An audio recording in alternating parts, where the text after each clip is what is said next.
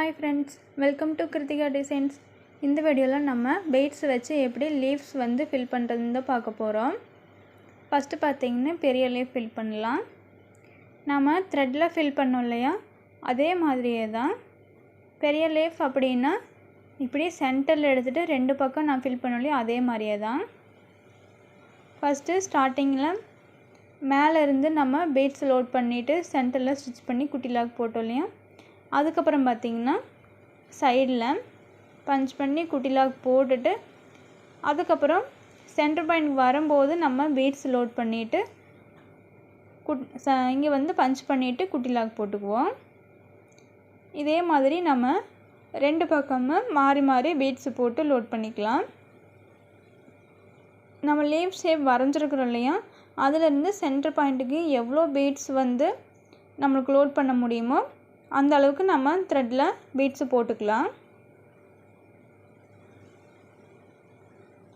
நீங்க leaf shape வரைஞ்சிட்டு அதுக்கு அப்புறம் இந்த மாதிரி fill பண்ணுங்க. இல்ல அப்படினா கொஞ்சம் லீஃப் ஷேப் வந்து உங்களுக்கு கரெக்ட்டா வராது.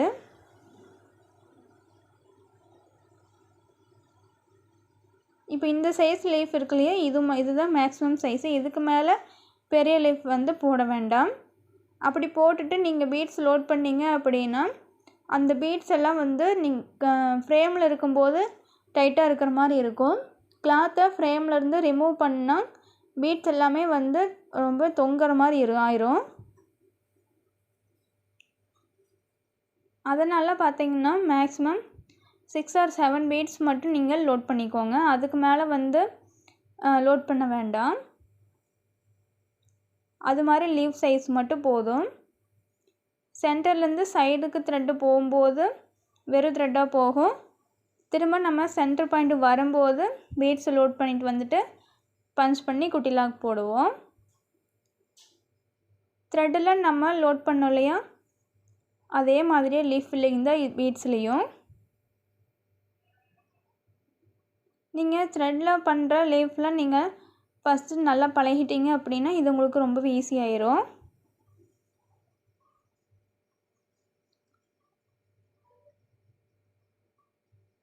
நார்மல் ஸ்விங் threadலயே போட்டுக்கலாம். ஏனா thread வந்து வெளிய தெரிய போறது இல்லையா அதனால நம்ம silk thread வேண்டியது இல்ல. நார்மல் ஸ்விங் threadலயே போட்டுக்கலாம்.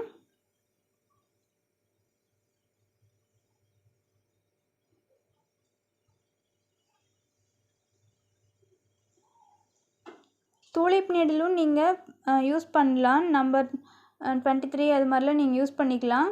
ஆனா பாத்தீங்கன்னா அதுல வந்து beads வந்து அதிகமா லோட் பண்ண முடியாது. அயன் நீடிலா இருந்தா நிறைய beads வந்து லோட் பண்ணிக்கலாம். இப்போ நம்ம சென்டர்ல நாட் போட்டோம். சுத்தி நம்ம silk threadல அவுட்லைன் கொடுத்துக்கலாம். இப்போ பாத்தீங்கன்னா இது வந்து குட்டி லீஃப். குட்டி லீஃப்ல வந்து சென்டரா வந்து நம்ம டிவைட் பண்ண முடியாது இல்லையா அதனால இப்படி கிராஸ் ஃபில்லிங் தான் பண்ணுவோம். நம்ம threadல பண்ணுவோம் இல்லையா நம்ம ஸ்டார்டிங் மேல இருந்து thread எடுத்துட்டு சைடுல முக்கால்வாசி பகுதியில நம்ம thread fill பண்ணுவோம். அதே மாதிரியே தான் இதுலயும் 3 beads அவ்வளவுதான் பிடிக்கும். ஸ்டார்டிங்ல சின்ன பாயிண்ட்ங்கறனால அதுக்கு அப்புறம் சென்டர் பாயிண்ட்க்கு வரும்போது நமக்கு beads 2 beads இல்ல ஒண்ணுல கொஞ்சம் எக்ஸ்ட்ரா வரும்.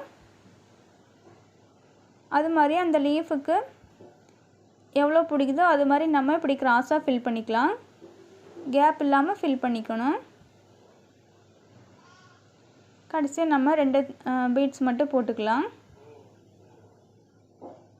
அவ்வளவுதான். சின்ன சின்ன லீவ்ஸ்க்கெல்லாம் beads bead work பண்றதா இருந்தா இது மாதிரி நம்ம பண்ணிக்கலாம். பெரிய லீஃப் பண்ணும்போது நம்ம இப்படி சென்டர்ல டிவைட் பண்ணி பண்ணிக்கலாம். ரெண்டு லீஃப்க்கு நம்ம சுத்தியும் silk threadல அவுட்லைன் கொடுத்துக்கலாம். நெக்ஸ்ட் வீடியோல பாப்போம். Thank you.